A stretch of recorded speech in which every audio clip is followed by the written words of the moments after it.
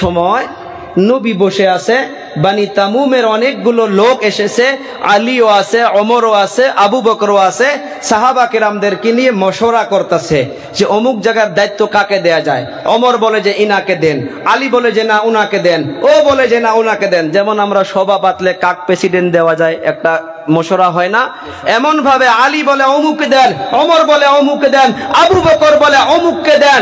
এমন বলতে বলতে একজন সাহাবীর আওয়াজ উঁচু হয়ে গিয়েছে। আল্লাহ তাআলা সঙ্গে সঙ্গে আয়াত অবতীর্ণ করে দিলেন, ও বিশ্বাসী বান্দাগণ, ইয়া আইয়ুহাল্লাযীনা আমানু লা তারফাউ আসওয়াতাকুম ফাওকা সাওতিন নবী, খবরদার সতর্ক হইয়া যাও, তোমার আওয়াজ যেন নবীর আওয়াজ থেকে উঁচু হইয়া না যায়। আগের মাধ্যমে বলতেছে যদি এমন করো তোমার আমলগুলো আল্লাহ বাতিল করে দিতে পারে। সেই জন্য মসজিদে নববী এবং মদিনাতে যান, ওখানে দোকানদারগুলো জোরে কথা বলে না, জলদি পুলিশগুলো লা ইয়া হাজি, মক্কার মাধ্যমে দেখবেন ইয়া হাজি ইয়া হাজি ইয়া হাজি, মদিনাত দেখবেন ইয়া হাজি লাহে করে বলে। নবী শুয়ে আছে, নবী শুয়ে আছে আদব মতে। এই আয়াতটা লিখে দেওয়ার উদ্দেশ্য হইতেছে নবীর রওজা মুবারকের সম্মুখে গিয়ে দেখেছি আমি, হায় প্যান্ট শার্ট পরিধান করা মানুষও যেমন করে আপন বাবা ইন্তেকাল হইলে, মা ইন্তেকাল হইলে, সন্তান ইন্তেকাল হইলে যেমন করে কান্না আসে না, তার থেকে 100 ডাবল বেশি কান্না নবীর রওজার মুবারকের সম্মুখে দাঁড়াইলে এমন ভাবে কান্না আসে। যাইতে যাইতে আমি ওখানে একটা খুঁটি ধরেছি, আর আগ বাড়তে পারি না, যেমন আমি যেন কি হারাইলাম, হায় চোখের পানি ছেড়ে দিয়ে।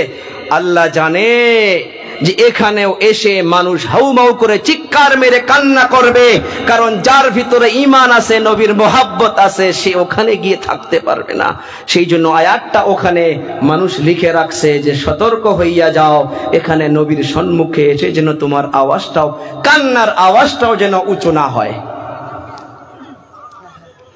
আবার আপনার নবী আলী রাদিয়াল্লাহু তাআলা আনহুকে হাতটা ধরে তুলল, বলে চলো বাড়িতে। আলী রাদিয়াল্লাহু তাআলা আনহু তো নাও বলতে পারে না, শুনলে অন্তরটা খুশি হইয়া যাবে রে বাবারা, বন্ধুরা আমার কলিজা টুকরা যুবক পর্দানিশী মা ভগ্নীগণ, আলী রাদিয়াল্লাহু তাআলা আনহুকে আবার আপনার নবী হাত ধরে ধরে বাড়ির মাধ্যমে নিয়ে আসলো। নিয়ে আসার পর একটা বিছনার মাধ্যমে ডান দিকে হইতেছে ফাতিমা আর বাম দিকে হইতেছে আলী। সুবহানাল্লাহ বলি সুবহানাল্লাহ। একটা বিছনার মাধ্যমে ডান দিকে হইতেছে ফাতিমা, বাম দিকে হইতেছে আলী, আর মাঝখানে হইতেছে আমার আপনার নবী। সুবহানাল্লাহ। কই ঝগড়া লাগছে স্বামী স্ত্রীর, নবী এসে একটা বিছনায় মেয়ে আর মেয়ের জামাই, মেয়েকে রাখছে ডান দিকে, আলীকে রাখছে বাম দিকে, একটা পালেঙ্গে নবী মাঝখানে ঘুমাইছে।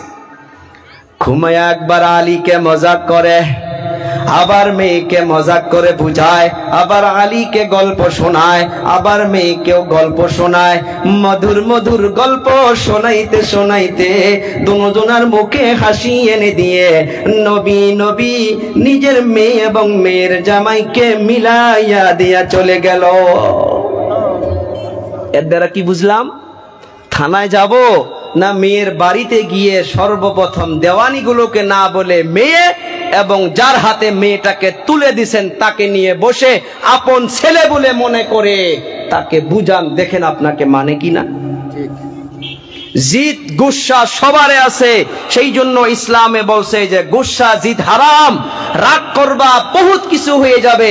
আপনি থানায় গিয়া কেস করলেন, 2 দিন আগপাস তো আপনার মেয়েকে নিয়ে আবার সংসারী করে খাইতেই হয়। এই আজীবন এই দাগটা কেন লাগাইয়া দিলেন? যতই আপনি বাড়িতে তারপরে আপনার মেয়ের জামাইকে দাওয়াত দিয়ে মুরগি খিলান, একবার হইলেও মনে পড়বে আমার শ্বশুর আব্বা আমাকে কাঠগড়ায় তুলছিল। কথা কয় না? নবীর সুন্নাত ফ্যামিলিতে জীবিত করতে হবে। নবী আমার সুন্দর করে দেখুন আলীর নিকটে গিয়েছে, আলীকে ধরে আনলো, আনার পর ডাইরেক্ট তো মিলাইয়া দিতে পারতো, কিন্তু না রে বাবা না, আলীকে শোয়াইল, ফাতেমাকে শোয়াইল, নবী নিজে মাঝখানে শুইয়া গেল, আর মজার মজার গল্প শোনাইতে শোনাইতে দুজনারে অন্তরকে মিলাইয়া দিল। ও বাবারা বন্ধুরা, ফ্যামিলির মাধ্যমে 2 নাম্বার পয়েন্ট যেটা হইতেছে, একটা সুখময় ফ্যামিলি বানাইতে গেলে ঝগড়া করা যাবে না। একটা হাদিসের বর্ণনায় পাওয়া গিয়েছে, শয়তান তার সিংহাসনটা নিয়ে একটা পানির উপরে বসে আছে।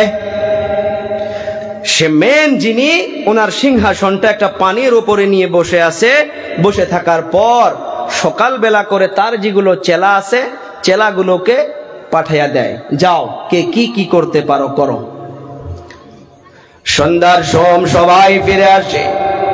একজন বলতেছে, ও হুজুর, আপন 2 ভাইয়ের মাধ্যমে ঝগড়া লাগাইয়া দিয়েছিলাম, ঝগড়া করতে করতে করতে করতে মাথা ফাটাইয়া দিয়েছি।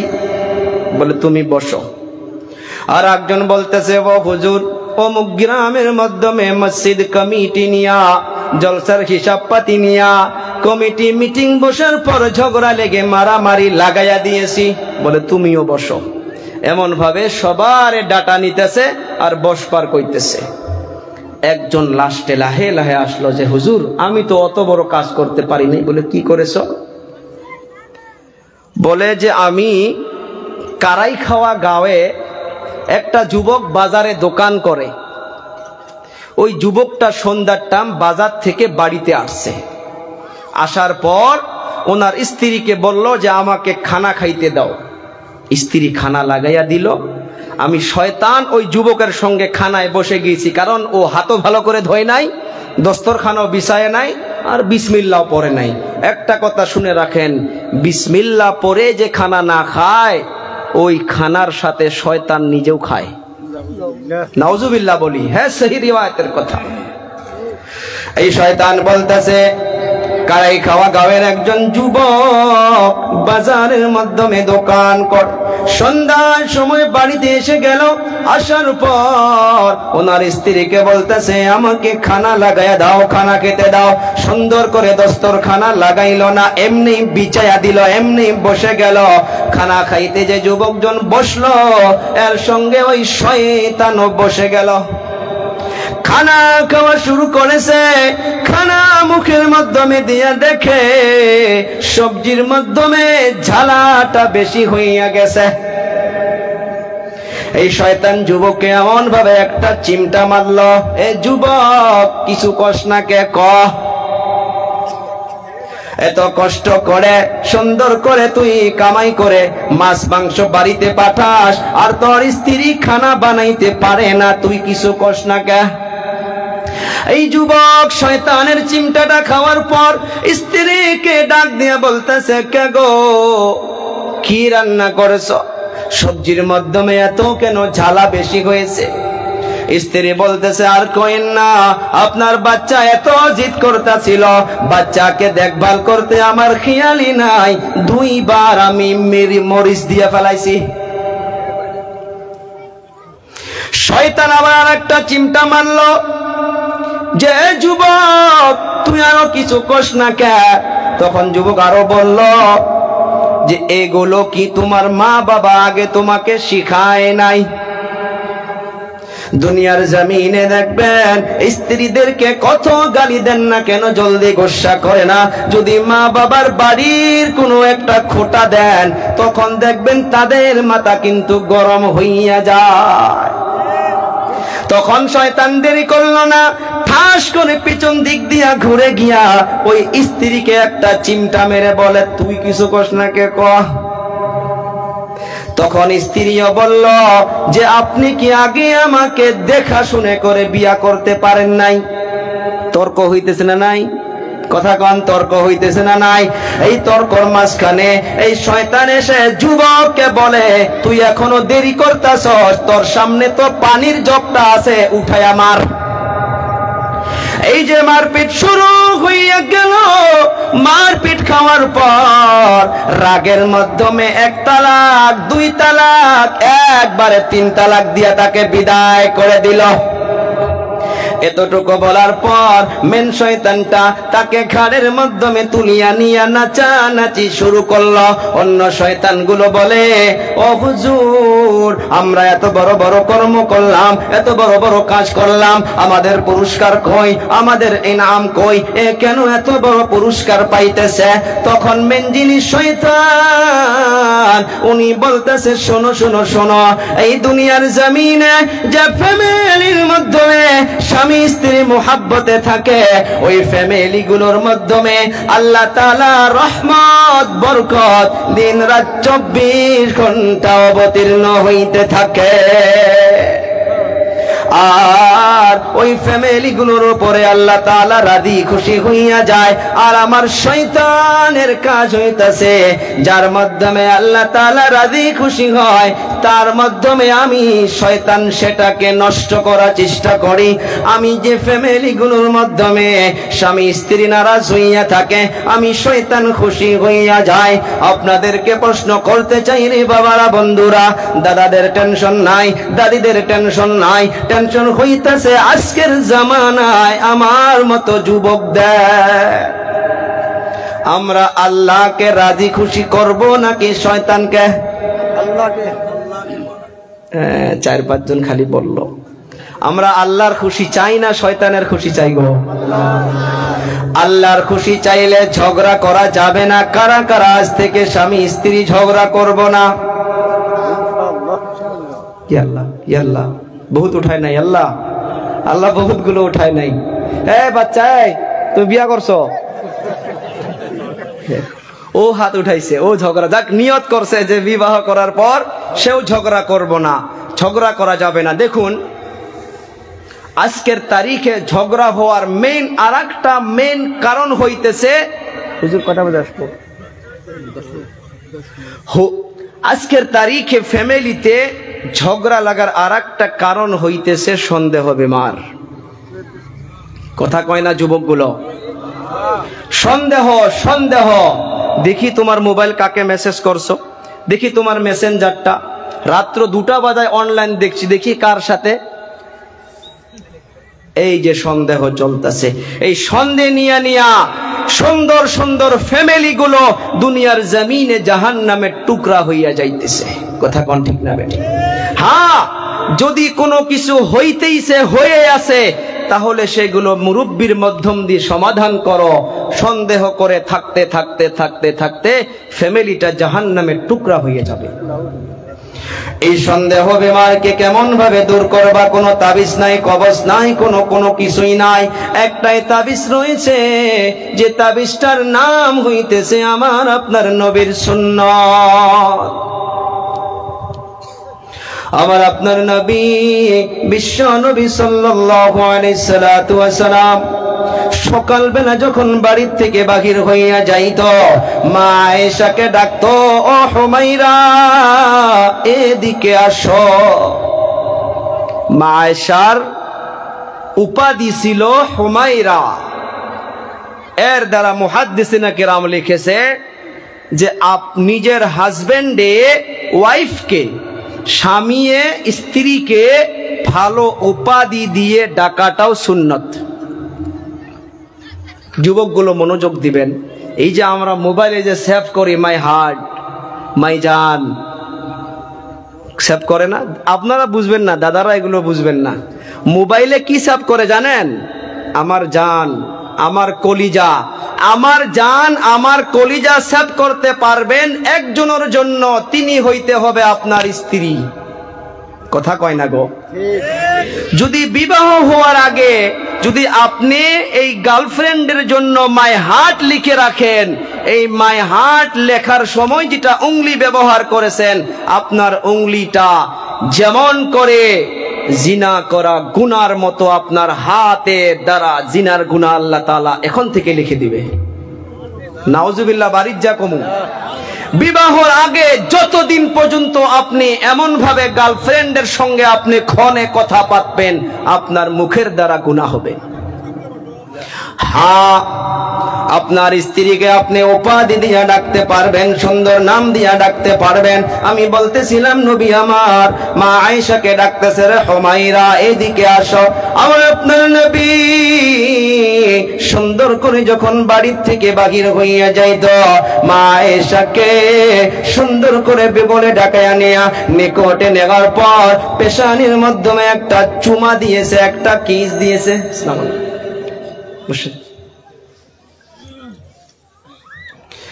সুন্দর করে পেশানির মাধ্যমে একটা চুমো দিয়া আমার আপনার নবী সুন্দর করে বিদায় হইয়া চলে যাইত।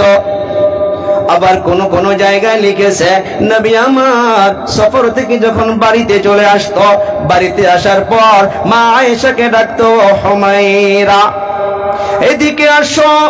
মা আয়েশা রাদিয়াল্লাহু তাআলা আনহা সুন্দর করে দৌড়ে এসে যাইত। নবী আমাকে নবীকে বলে, বলুন, নবী বলে যে ও আয়েশা এক গিলাস পানি নিয়ে আসো। মা আয়েশা সুন্দর করে পানি নিয়ে আসলো, আনার পর নবীকে বলে নেন পানি পান করেন। আমার আপনার নবী বলে, রে আয়েশা তুমি আগে পান করো। মা আয়েশা বলে আপনি তো পিপাসা, আপনি আগে পান করুন। বলে না না না, আপনি আগে পান করুন। মা আয়েশাকে জোর জবরদস্তি পানি পান করাইলেন। মা আয়েশা গিলাসটা নিয়ে সুন্দরভাবে পানি পান করাইতেছে। পানি পান করানোর পর আমার আপনার নবী দেখতেছে যে গিলাসের মাধ্যমে, যে জায়গার মাধ্যমে ঠোঁট মুবারক লাগাইয়া নবীর সম্মুখে মা আয়েশা পানি পান করত, মা আয়েশা ওই গিলাসের মাধ্যমে ঠোঁট লাগানো জায়গাটুকুর মাধ্যমে আমার আপনার নবী মা আয়েশার সম্মুখে ওই জায়গার মাধ্যমে ঠোঁট লাগাইয়া লাগাইয়া পানি পান করত। এরকম করলে বলুন ওই ফ্যামিলিতে সন্দেহ আসতে পারবে গো? নবী আমার মাঝে মাঝে কিচেন রুমে চলে যাইতো। মা আয়েশা রুটি বানানোর জন্য আটা মাখতো, মা আয়েশা রুটি বানাইয়া দিত। আমার আপনার নবী নবুয়ত ওয়ালা হাত দিয়া সুন্দর করে সে রুটিকে ভেজে দিত। সেই জন্য বলা হচ্ছে মাঝে মাঝে মাঝে মাঝে স্ত্রীকে কিচেন রুমে গিয়া হেল্প করো, সহায় সহযোগিতা করো। আজকের তারিখের মাধ্যমে আমার কলিজা টুকরা যুবকগুলো যদি পাকঘরে চলে যায়, স্ত্রীকে যদি সহায় সহযোগিতা করে, রান্না বান্নায় যদি হাত বাড়াইয়া দেয়, দাদিগুলো চাচিগুলো চাচাগুলো কেউ না কেউ বলে দেখো আমাদের ছেলেটা কত বউপুণ্যি হয়ে গেছে, কয় না? সুন্নতকে বউপুণ্যি বলা হইতেছে, এমন ভাবে স্বামী স্ত্রীর মাঝ থেকে মহাব্বত চলে যাইতেছে। রে বাবারা, বন্ধুরা, সুন্দর করে মনোযোগের শোনো। নবী আমার মাঝে মাঝে মাঝে মাঝে মা আয়েশার সঙ্গে এক প্লেটে বসে বসে খানা খাইতো।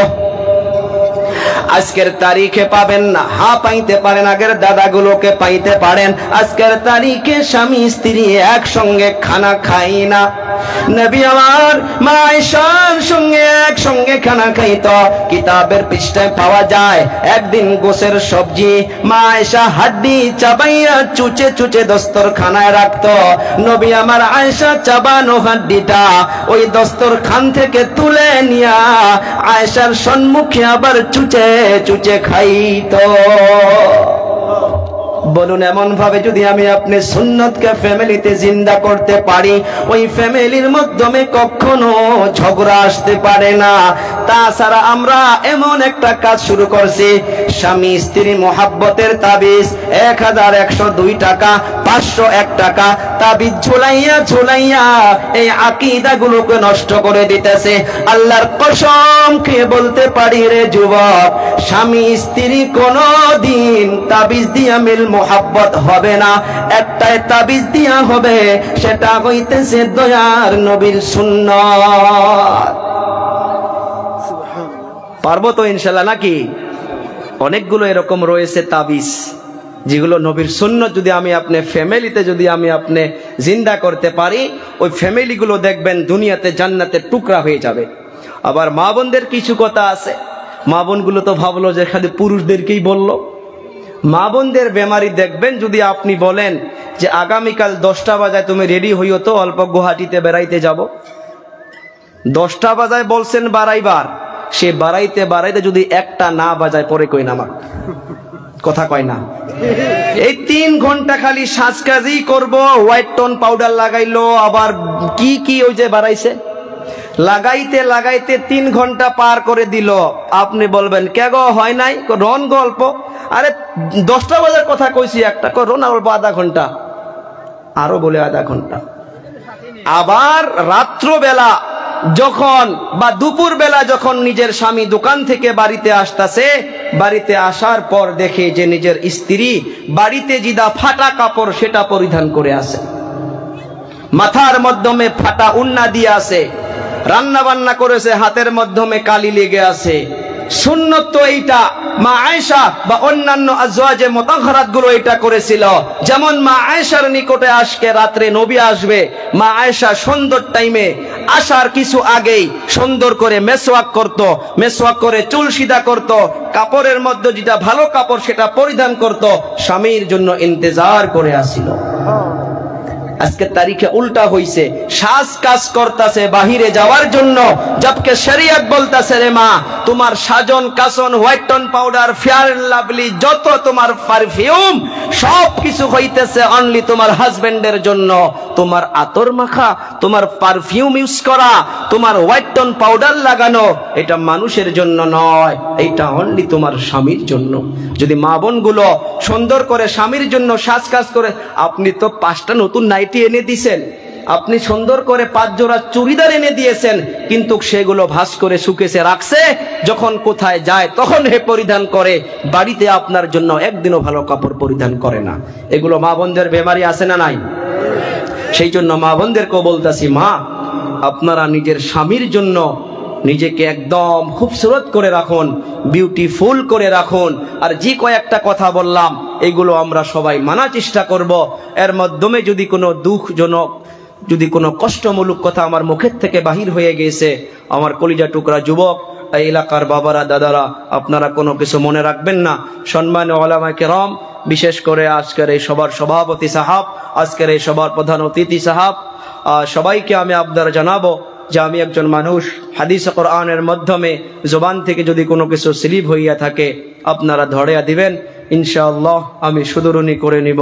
এতটুকুই বলে আপনাদের কাছ থেকে দোয়ার দরখাস্ত করে আমি বিদায় নিচ্ছি। ওয়া আখিরু দাওয়ানা আনিল হামদুলিল্লাহি রাব্বিল আলামিন। আসসালামু আলাইকুম ওয়া রাহমাতুল্লাহি ওয়া বারাকাতুহু। ওয়া আলাইকুম আসসালাম ওয়া রাহমাতুল্লাহি। ইনশাআল্লাহ।